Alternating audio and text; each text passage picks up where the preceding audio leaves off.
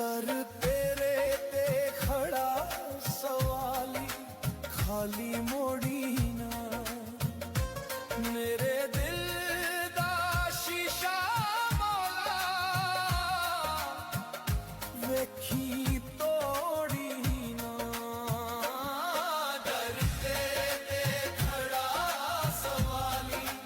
खाली मोड़ी ना एक नजर रहमत दी कर दे मुखड़ा मोड़ी ना सारी उम्र मैं फिर